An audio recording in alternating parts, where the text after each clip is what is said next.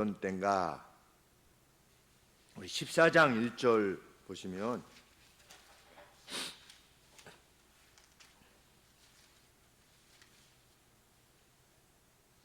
두로왕 히람이, 지금의 레바논입니다. 14장 1절에 두로왕 히람이 다윗에게 사자들과 메신저들을 보내고 백향목과 석수와 목수를 보내어 다윗의 궁궐을 건축하게 하였더라.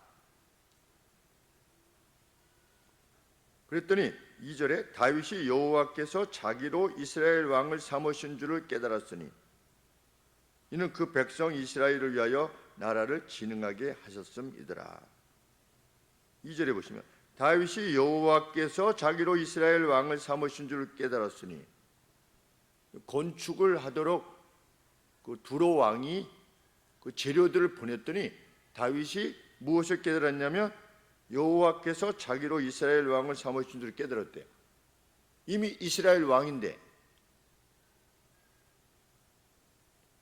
이 무슨 말인가? 이스라엘의 왕이지 않습니까, 다윗이? 그런데 이 보내니까 깨닫게 되었대요. 이 무슨 말씀이겠습니까? 아, 내가 이런 번영과 영예를 누리는 것은 이건 내게서 나온 게 아니다 라고 하는 것을 깨달았다는 겁니다.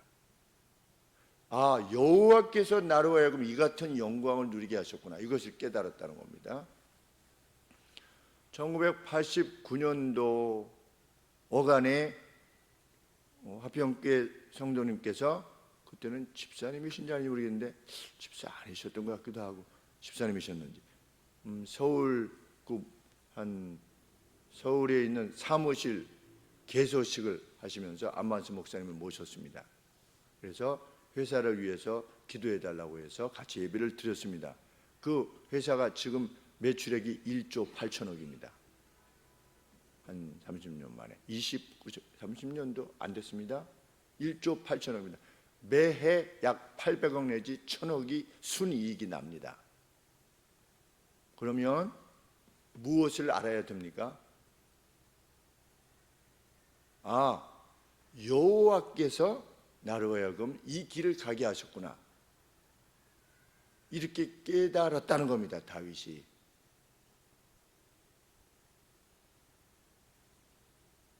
그런데 제가 여러 번 말씀드리지만 불교계에서는 1350억을 낸 것이 절에 시주하는데, 시주를 1350억을 한 겁니다.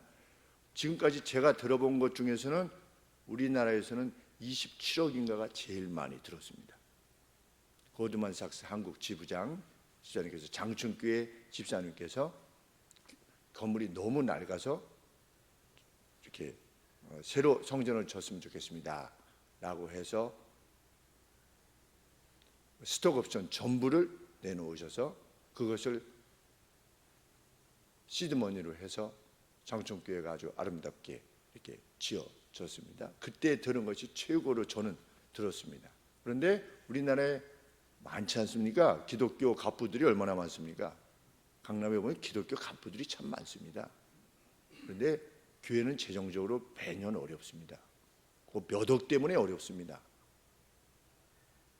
그런데 다윗은 두로의 왕이 내려왔을 때, 그것을 보냈을 때 여호와께서 자기를 이스라엘의 왕으로 세우신 것을 인식했다는 겁니다. 아, 이거는 나로부터 온 것이 아니다. 왜? 자기는 어떤 사람이었습니까? 양틈에 있던, 양치던 양치기 소년이었습니다. 양치기 소년인데 그런 자리에 이르게 된 것입니다. 여호와께서 그 중심을 보시고, 그러니까 이거는 내가 좀 잘 되는구나, 이 정도가 아니라 신적인 인식을 갖게 되었다는 겁니다. 신에 의한 것이구나, 여호와 신에 의한 것이구나, 깨닫다는 것입니다. 그때의 이후에 18장 1절에 이후에, 그리고 14장 17절에 보시면 다윗의 명성이 열국에 퍼졌다. 그 이후에 다윗이 이렇게 말하는 겁니다. 그 다음에 열국으로 퍼지고 그 번영을 누리게 되었을 때 다윗이 어떻게 했습니까? 하나님의 궤를 자신의 성으로 드리고자 합니다. 왜? 이것은 하나님이 주신 것이다. 그 과정에서 하나님께서 얼마나 영광에 속하신 분, 영광의 하나님이신가를 인식했습니다. 나답과 아비후가 이렇게 옮길 때, 그래서 여호와의 궤를 직접 손으로 만지게 되었을 때 그 생명이 끝나는 것을 보고 하나님께서 얼마나 영광의 하나님이신가를 더욱 인식하는 가운데 여호와의 궤가 이후 자신의 성으로 드려짐을 당하게 됩니다. 그리고 나서 다윗이 한 것이 무엇입니까? 여호와를 위한, 법궤를 위한 성전을 짓고자 합니다. 거기까지가 18장 이후에 now, after this, 이거 뒤에, 이런 상황이 쭉 이어진 뒤에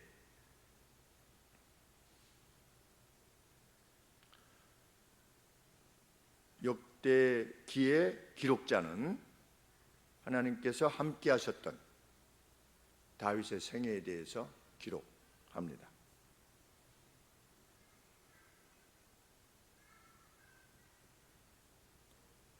일차적으로 무엇을 하나님께서 주시는가? 2절에 보시니까 1절 블레셋 사람 손에서 가드와 그 동네를 되찾았다. 2절에 모압을 침해 모압 사람이 다윗의 종이 되어 조공을 바쳤다. 블레셋, 모압. 그리고 3절에 보시면 조바. 이 조바는 어디냐면 시리아입니다. 그러니까 우리 이스라엘인데 조바가 어디 있냐면 이 정도 있는 겁니다. 이렇게 멀리. 그래서 조바 왕 하닷에셀이 유프라데스 강가에서, 유프라데스가 여기 이제 강이 이렇게 있는데 여기 강가에서 자기의 세력을 확장시키려고 이쪽을 공격한 겁니다. 우리 9절에 보시면 하맛 왕 도우가 다윗이 소바 왕 하닷에셀의 온 군대를 쳐서 파했담을 듣고 그랬는데 하맛 왕은 어디냐면 하마스는 요 정도 거리 있는 겁니다. 하마스가 그 조바는 요 정도에 있고 멀리 있죠. 그러니까 조바 왕이 어떻게 한 겁니까? 여기 전체를 장악하기 위해서 지금의 이스라엘 쪽으로 세력을 확장할 때 이 뭐죠? 하맛 왕 도우를 공격해야만 이쪽 전체가 장악이 되니까 그때 어떻게 했다? 다윗이 올라가서 어디를 쳤다? 소바를 쳤다는 겁니다. 여호와께서 함께 하셨을 때 그의 형통이 어떤 것이냐? 소바까지 올라가서 지금으로 치면 아랍 군대하고 아랍을 전체를 장악한 군대하고 싸운 겁니다. 마치 아브라함이 5개 연합군하고 싸웠던 것처럼. 그 5개 연합군이 어디서 왔느냐? 그 메소포타미아에서 온 겁니다. 314명 데리고 겨우 310명 내외를 데리고 어떻게 한 겁니까? 그 연합군을 물리친 겁니다. 그러니까 아브라함이 지녔던 형통이라는 것은 그런 형통이었다는 겁니다.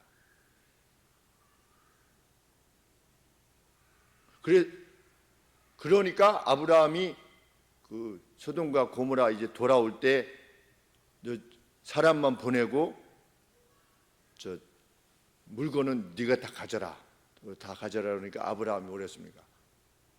이미 이걸 경험했잖아요. 그러니까 하나님께서 나중에 나를 번영에 이르게 할 때에 네가 주어가지고 나로 하여금 번영을 하겠다고 할 거다. 그러니 나는 네 것을 하나도 취하지 아니할 것이다. 이렇게 아브라함이 당당하게 말할 수 있었던 겁니다. 왜? 신적인 도우심을 확인했으니까. 그러니까 그러한 신적인 도움을 확인해 본 사람은 그 뒤로 겁날 것이 없고 아쉬운 것이 없는 겁니다.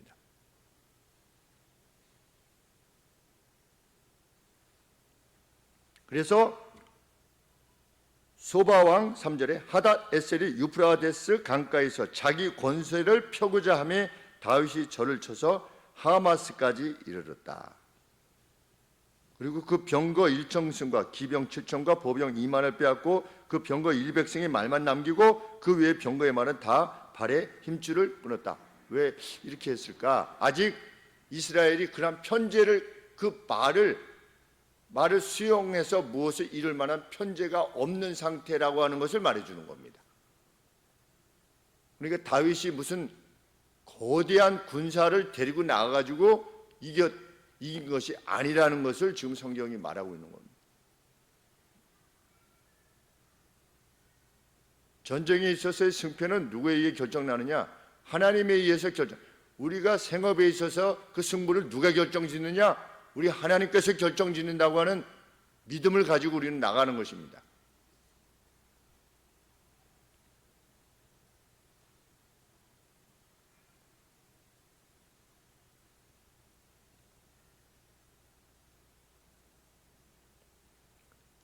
그 다음에 5절에 보니까 다마스커스, 지금 시리아의 다마스커스지요.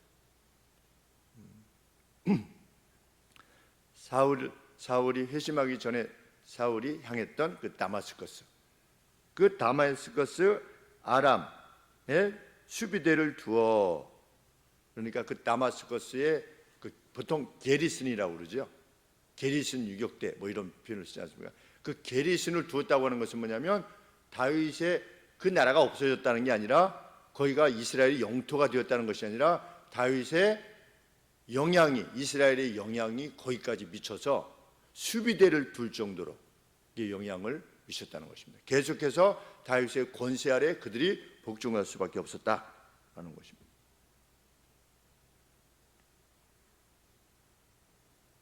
성경은 두 번이나 반복합니다. 18장 6절에 반복의 내용이 무엇입니까? 다윗이 어디로 가든지 여호와께서 이기게 하시니라. 그리고 13절에도 마지막에 다윗이 어디로 가든지 여호와께서 이기게 하셨더라. 하나님께서 이기게 하셨다라고 말할 만큼 승리할 수 없는 상황에서 승리를 하게끔 하셨다는 겁니다.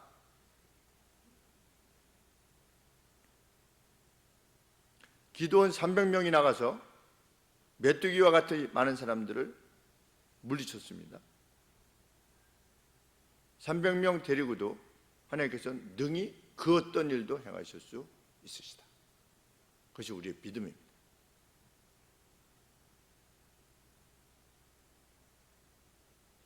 오늘 브라질 김수환 선교사님께서 페이스북에 글을 올리셨습니다.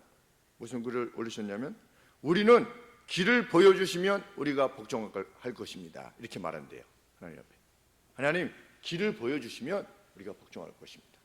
근데 하나님은 복종하면 내가 길을 보여주마. 그것이 성경의 가르침입니다.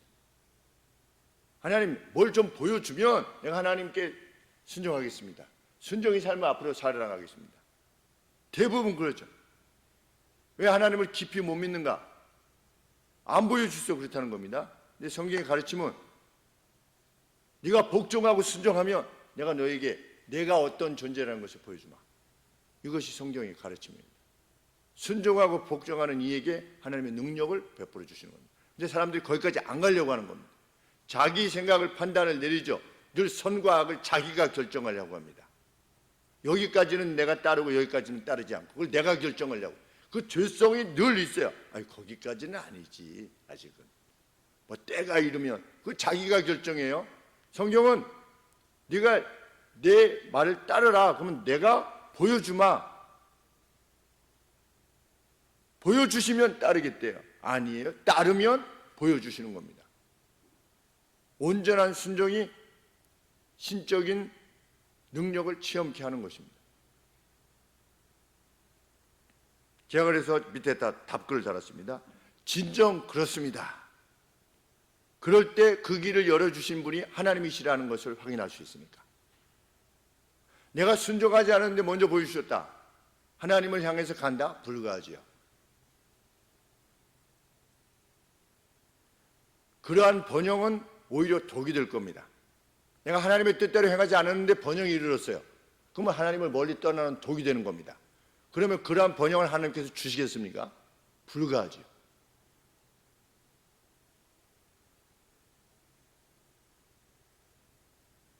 다윗은 하나님께 철저히 순종했습니다. 그리고 하나님께서는 온전히 순종했던 다윗과 함께 하셨습니다.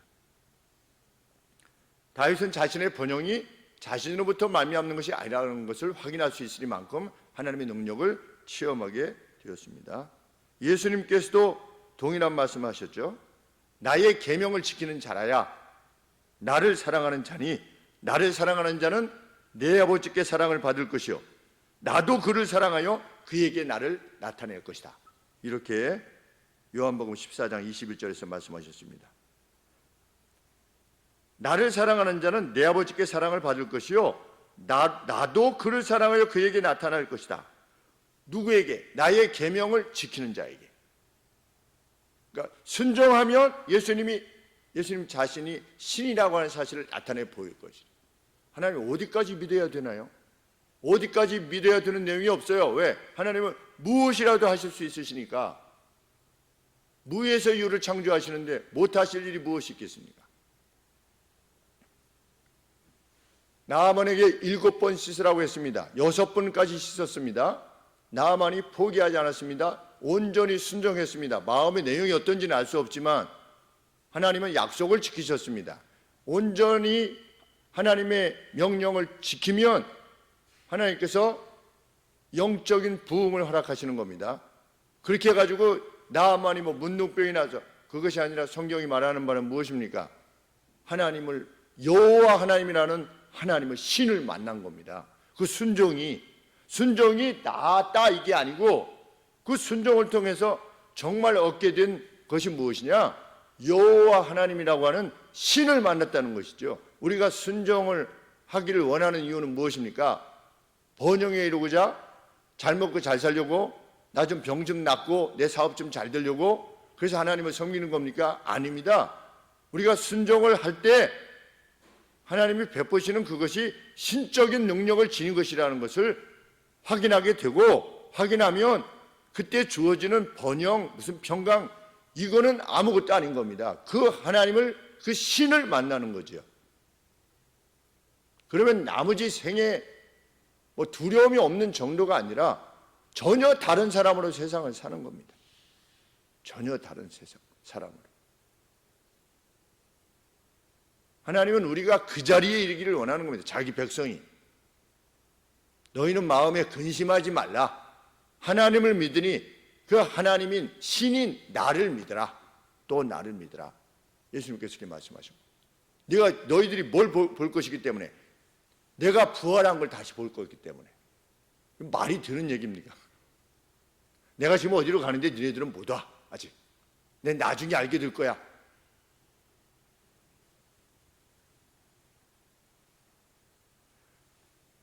부활하신 예수님을 그들이 목격했죠. 그래서 어떻게 됐습니까? 주는 그리스도시요 살아계신 하나님의 아들, 달리 말하면 신이심이다 라고 하는 고백을 합니다. 도마도 어떻게 했습니까? 신이심을 고백했습니다. 다시 나타나신 주님을. 도마에게 특별히 좋은 게 주어졌습니까?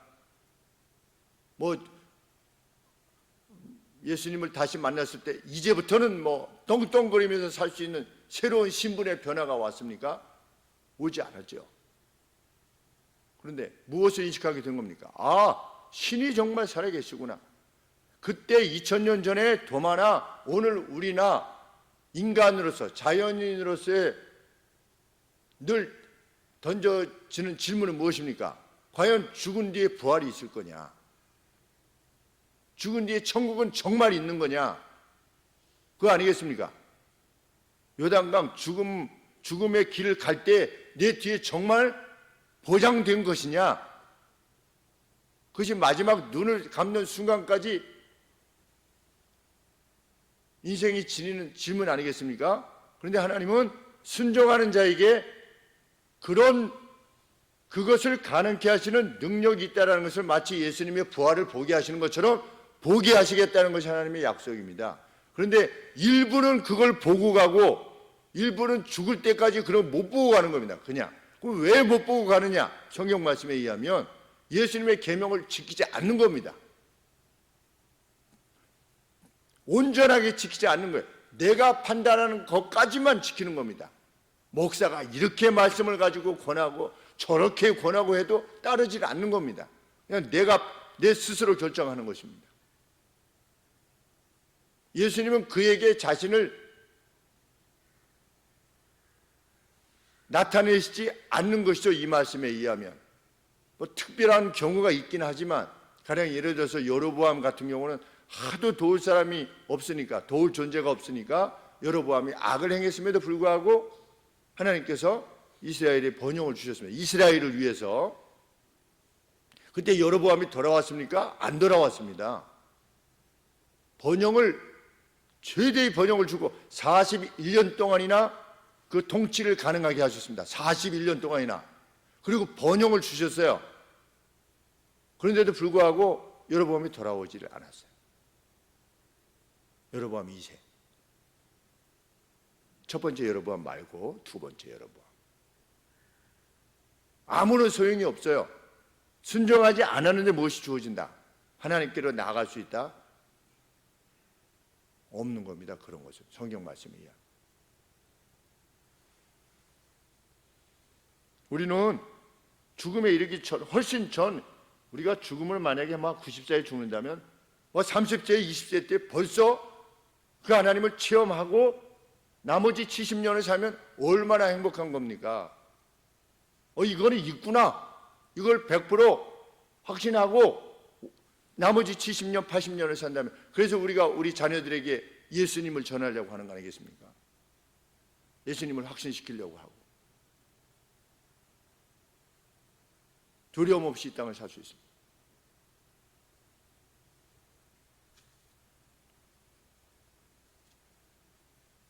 우리도 그렇지 않습니까? 그 누군가 내 말을 따르고자 막 어려운데도 불구하고 그냥 나를 믿고 끝까지 막 따르려고 하는 의리, 소위 말해서 그냥 끝까지 하는 사람들한테 어떻게 해서든지 그가 잘 되게 하려고 우리가 애를 쓰지 않습니까? 나에게 충성된 이에게. 우리들도 하나님은 오죽 하시겠는가? 하나님의 뜻을 따르기 위해서. 하나님의 뜻을 전달받아서 그 말씀의 준수를 위해서 온 힘을 다하는 이에게 번영을 주신다고 하는 것, 그것은 명백한 성경의 가르침입니다. 삼바자 축복이니 예수님을 잘하면은 이거 받고 저 복 받고 그렇게 하지 않아도 그냥 성경의 가르침입니다. 마지막 남은 밀가루 그리고 병에 조금 남은 기름, 그것으로 하나님의 선지자인 나를 먼저 주라. 그리고 나서 이후에 너희 생애를 책임지 마.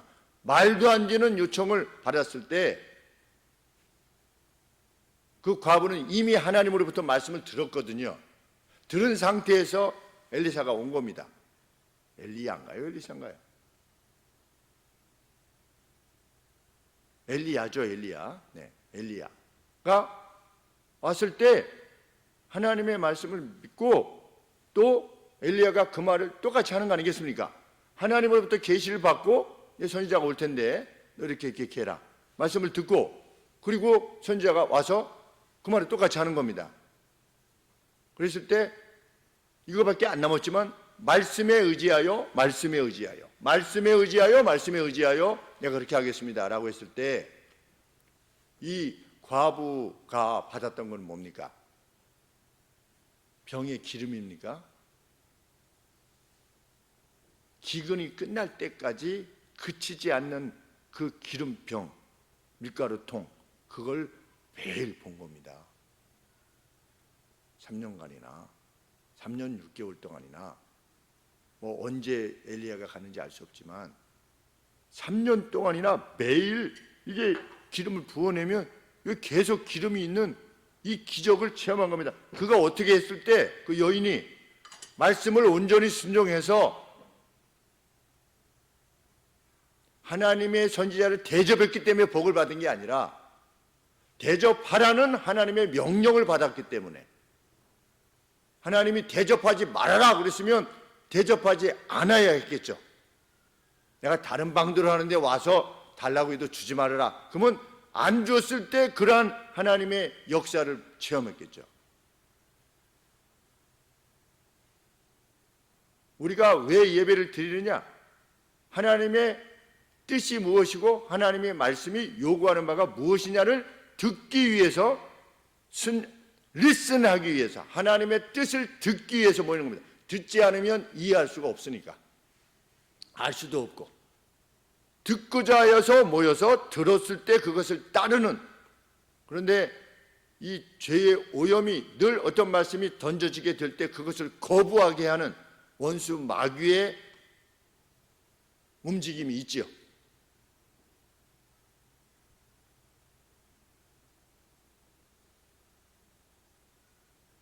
이모네이를 하는데 한 목사님께서 그렇게 말씀하셨습니다. 본인은 이 말씀을 가지고 그냥 이렇게 말씀하셨는데 어떤 분이 왜 나한테 그렇게 하냐고 해서 교회를 떠나셨다고. 왜 나한테 그 말을 하느냐, 그렇게 하시면서 떠나셨대요. 이의를 제기하시면서. 그러면 여기서 외쳐지는 음성이 주님의 말씀으로 들려지게 됐다는 거 아니겠습니까? 근데 그 개인의 말로 들려진 거죠. 자기를 향해서.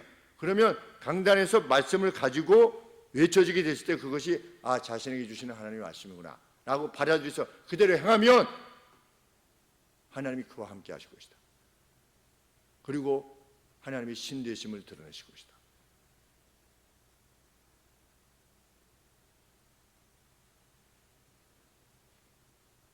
그 영적 번영에 이르게 되는 겁니다.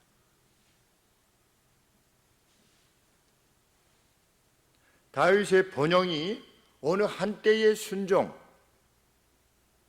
의한 번영이 아니었음을 성경은 이렇게 기록하는데 마음에 감동이 됩니다. 7절 말씀에 다윗이 하닷 에셀의 신복들의 가진 금 방패를 빼앗아 예루살렘으로 가져오고, 또 하닷 에셀의 성을 디브앗과 군에서 심히 많은 놋을 취하였더니 솔로몬이 그것으로 놋바다와, 하나님 성전 지을 때 앞에 놋으로 만든 바다라고 일컬어지는 그 기구를 만들고 기둥과 놋 그릇들을 만들었더라.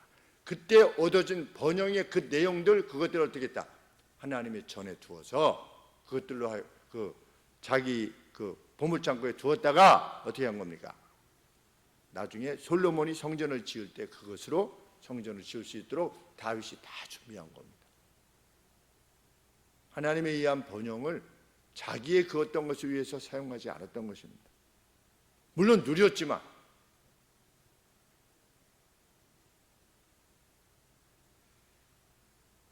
자신에게 주신 번영을 하나님의 영광을 위한 재료로 사용했다. 그리고 성경은 다윗이 단지 전쟁의 승리라고 하는, 그리고 영토의 확장이라고 하는 차원에서만 이스라엘의 번영을 지켜낸 왕이 아니었다. 14장 1절에 다윗이 온 이스라엘을 다스렸다. 모든 백성에게 저스티스와 공평함과 의로움을 행하였다. 내가 왕인데, 자, 이것에 찬성하는 분 손 드십시오. 그 무수히 많은 사람들이 다 손을 들었잖아요.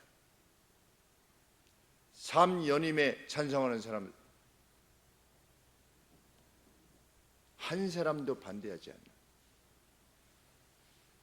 전 주석을 회의 도중에 일부러 끌어내는 어떤 퍼포먼스를 통해서 감히 전 주석도, 우리 뭐 북한하고 비슷하지 않습니까?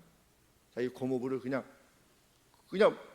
미리 했어도 됐는데 공개석상에서 끌어내는 거죠. 얘들 까불면 가만두지 않겠다. 다윗의 지배는 어떠한 것이었느냐? 공평과 의로움이었다. 내가 왕이기 때문에 나한테 도전해? 내가 가만두지 않겠어 라고 하는 그런 식으로 행하지 않았다는 겁니다. 온 이스라엘의 왕이었다는 겁니다. 온 이스라엘의 왕. 그러면 온 이스라엘의 왕이지 무슨 다른 나라 왕입니까? 온 이스라엘 백성들이 왕에게서 기대했던 그 공평과 의로움으로 인해서 온 이스라엘 백성이 만족했다는 겁니다. satisfy 됐다는 거예요. 만족되어졌다. 그 빛나는 언급입니다. 그의 생육하고 번성하라. 그리고 하나님께서 주신 그 땅을 어떻게 해라? subdue하고 정복하고 그것을 다스려라 했을 때, 처음에 아담에게 주셨을 때 그 다스림의 내용은 무엇입니까? 돌보라는 거지요. 근데 다윗이 왕권을 통해서 어떻게 한 겁니까? 온 이스라엘 백성들을 만족시켰다는 겁니다. 공의와 공평과 의로움으로. 이 땅이 지금 이러한 분열 상태가 되어진 이유가 무엇입니까? 공평과 의로움이 실행되지 않기 때문에 그렇습니다. 공평과 의로움이 실행되지 않습니다. 가장 공평과 의로움이 실행되지 않는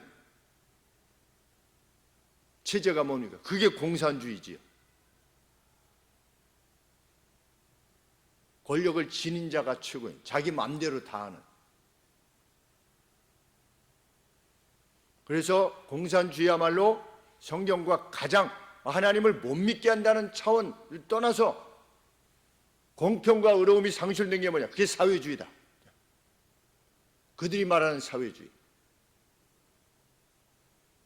우리는 믿음의 사람들은 철저히 배격해야죠.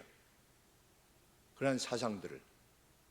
빅브라더인 나라가 국민들을 어떻게 한다? 다윗이 빅브라더였습니까? 다윗의 정부가 그렇지 않았습니다. 하나님의 법으로 공평과 의로움을 집행했다. 법으로, 하나님의 법으로.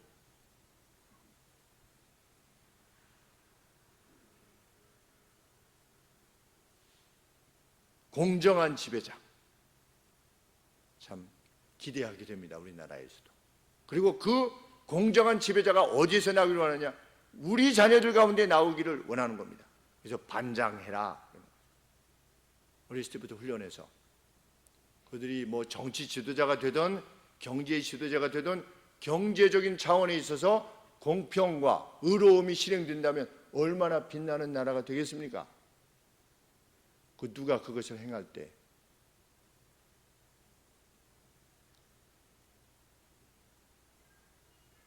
재벌이 되든 재벌의 CEO가 되든 무엇을 이렇게 집행할 때 그 후속 그 업체들한테 공정과 의로움을 실행하는 재벌, 그럼 얼마나 뛰어난 것이 되겠습니까? 우리 교회를 공사하시는 분들이 좋아하시는 이유가 끝나자마자 바로 어떻게 됩니까? 끝나자마자 바로 그냥 쏴드리는 겁니다. 이 공사 비용을 뭐 몇 프로 남기고 이러지 않고, 저쪽도 마찬가지죠. 예배당 지을 때 보통 뭐 5% 남겨서 뭐 수리 대금으로 해야 된다. 다들 그렇게 하고 또 그것을 관행으로 하지만 우리는 다 드렸어요. 왜? 그게 약속이니까. 5% 남겨두는 것은 기약이 없으니까 다 드리는 겁니다. 그리고 가실 때 꿀 드리고. 그러니 뭐 오시는 분 돈 잘 바로 쏴드리지, 또 사랑으로 고생하셨다고 들어서 마지막 이렇게 차 나갈 때까지 서서 이렇게 인사드리고 감사하다고.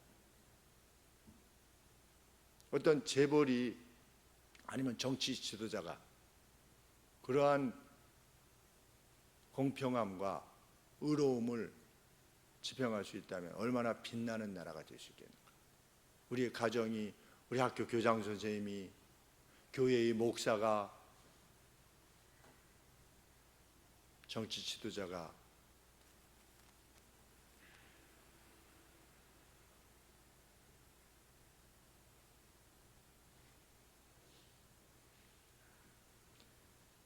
그런데 불행하게도 그 마지막 왕 시드기야, 유다의 시드기야 여호야킨, 여호와킴, 그 여호와킴 시대 때에 하나님께서 선지자를 통해서 예레미야를 통해서, 그러니까 이 다윗 때부터 약 한 400년 뒤에, 400여 년 뒤에 하나님께서 말씀하십니다. 요시야의 왕, 요시야 왕은 하나님 앞에도 온전하고자 했던 왕 아니겠습니까? 요시야 왕 아들 여호야킴에게 분명히 말씀하십니다. 뭐라고?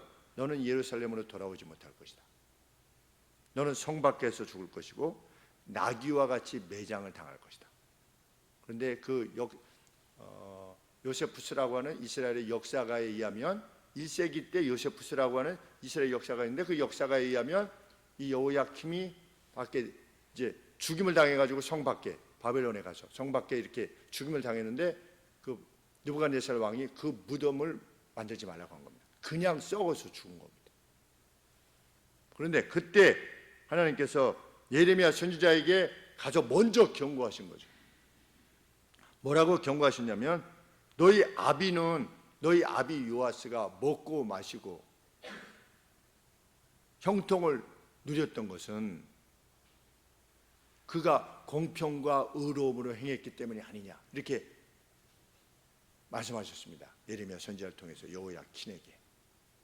너 그러니 너희 아버지 요시야처럼 공평과 의로움으로 돌아가라. 그랬는데 그것을 거부한 거죠. 그래서 그 무덤도 없는 그냥 버림을 당한 그 인생을 살게 된 것입니다. 다윗은 번영을 위해서 공평과 의로움을 행하지 않았습니다. 공평과 의로움을 행했더니 하나님께서 번영을 주신 겁니다. 그의 형통을 허락하셨고, 여호와의 말씀대로 그가 마지막까지 이 의로움과 형통, 의로움과 공평을 행했다면 다윗의 생애는 달라졌을 겁니다. 이후에도. 그런데 바세바를 범하였고, 바세바를 범한 것은 무엇을 넘어선 겁니까? 그것은 공평이 아닙니다. 저스티스가 아니죠. 바세바를 범한 것은 의로움을 회파하는 것이었습니다. 공평과 의로움 둘 다를 회파했고, 우리아를 죽인 것 역시 공평이 아니었고 의로움이 아니었죠. 그때 어떻게 됐습니까? 이후로 다윗의 생애가 압살롬을 비롯해서 자기 딸이 또 이복 오빠한테 겁간을 당하고, 이러한 일들이 그 마지막 순간까지 그 피가 떠나지 아니하는 다윗가에서. 그때 하나님이 뭐라고 말씀하셨습니까? 내가 너에게 주지 않았느냐? 그런데 네가 이것이 부족했다면 내가 이것저것을 더 주었을 것인데 네가 어떻게 했다? 내 앞에서 범죄했다는 겁니다. 참 불행한 일이 아닐 수 없습니다. 그 사건은 무엇을 말해줍니까? 하나님께서는 공평과 의로움을 행하는 한 어떻게 할 거다? 그와 함께 하신다. 그의 형통을 도우시고 신의 능력을 드러내 주실 것이다. 그러나 그가 그 하나님을 떠나게 되면 하나님께서 그 죄를 그만두실 수 없다는 겁니다. 그만 지켜보실 수만은 없다는 거죠. 여호와의 뜻에 순종하는 것, 형통의 길입니다. 그러나 그 형통을 근본적으로 구하는 이유가 뭐냐? 그 형통을 목적하기 때문이 아니라 그 형통을 허락하시는 하나님을 만나고 싶기 때문입니다. 이렇게 하시는구나, 하나님께서.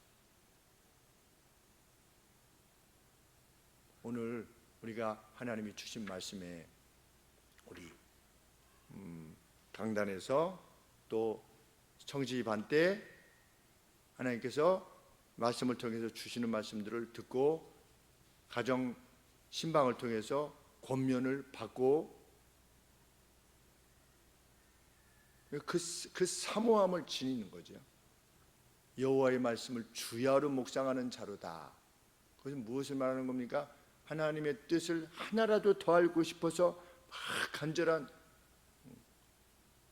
그러니까 그런 복 있는 사람은 여호와의 율법을 주야로 묵상한다. 그냥 집에서 혼자만 묵상하는 것입니까? 다윗은 여호와의 전을 그렇게 사모하지 않았습니까? 왜? 하나님의 뜻을 알기 위해서. 우리가 하나님과 관계되어진 모든 계시의 말씀을 이해하고 바로 알게 하기 위해서.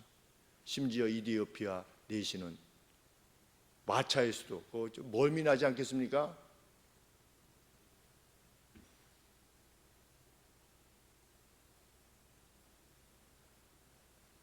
이번에 연세대학교 가는데 아이들이 이렇게 핸드폰으로, 저는 밖을 보길 원했는데 핸드폰으로 계속 게임하면서 이렇게 가는데 핸드폰 많이 보면 멀미한다. 근데 뭐 멀미하죠. 뭐 자동차도 멀미라는데 이 이디오피아 내시 어떻게 했습니까? 이디오피아로 돌아가면서 얼마나 여행이 고냈겠습니까? 마차를 타고 가는데, 이스라엘에서 마차 타고 에디오피아로 돌아가는데, 근데 거기 위에서도 이사야서를 읽고 있었다. 이 이사야서에서 말하는 이 사람이 자기를 말하는 거냐 아니면 또 다른 사람을 말하는 거냐, 그것에 대해서 궁금해하고 있는 그 이디오피아 내시를 위해서 하나님이 빌립을 광야로 가게 하시지 않았습니까? 그 한 명을 위해서 일단 그 이디오피아 내시가 가서 이디오피아에 가서 어떻게 했겠습니까? 복음을 전했겠지요. 그 하나님을 만나는 겁니다. 그 사모함 우리의 것이라 믿습니다. 기도하겠습니다. 하나님 아버지,